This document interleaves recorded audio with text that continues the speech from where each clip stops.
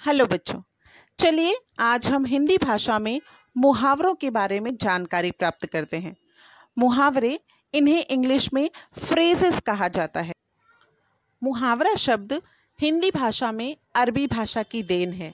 इसका शाब्दिक अर्थ होता है अभ्यास या बातचीत। ऐसा शब्द या ऐसा वाक्यांश जो सामान्य से अलग अर्थ का एहसास कराता है, वह मुहावरा कहलाता है। मुहावरे का प्रयोग करते समय हमें नीचे दी हुई बातें अपने ध्यान में रखनी चाहिए। मुहावरे का प्रयोग वाक्य के प्रारंभ में यानी शुरुआत में, मध्य में या अंत में किया जा सकता है। मुहावरा वाक्य का अंग बनकर आता है। मुहावरा ऐसा वाक्यांश है जिसका पूरा अर्थ वाक्य में प्रयुक्त होने के बाद ही पता चलता है। मुहावरे का प्रयोग भाषा में चमत्कार उत्पन्न करने के लिए होता है।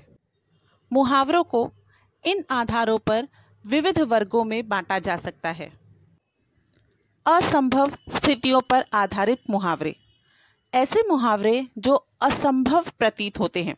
उदाहरण के लिए, आसमान से तारे तोड़ना। अब आसमान से तारे तोड़कर लाना असंभव है, तो इस मुहावरे का अर्थ होता है नामुमकिन काम करना। कथाओं पर आधारित मुहावरे, कुछ मुहावरों का जन्म लोक में यानी संसार में प्रचलित कुछ कथा कहानियों से होता है। उदाहरण के लिए, अंधे की लाठी होना यानी किसी का सहारा बनना। प्रतीकों पर आधारित मुहावरे, हिंदी भाषा में कुछ मुहावरे प्रतीकों पर आधारित होते हैं। उदाहरण के लिए, श्री गणेश करना, इसका मतलब होता है शुरुआत करना। शारीरिक अंगों पर आधारित मुहावरे, मनुष्य के शारीरिक अंगों से संबंधित मुहावरे भी हिंदी भाषा में पाए जाते हैं।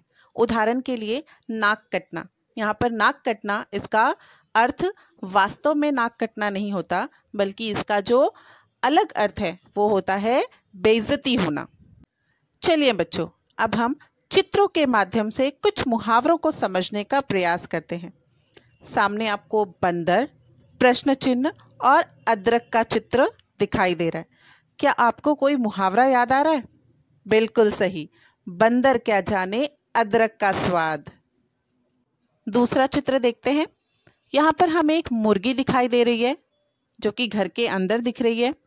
बराबर का चिन्ह और बगल में कटोरी में दाल रखी हुई है। तो इन चित्रों को देखकर क्या आपको कोई मुहावरा याद आ रहा है?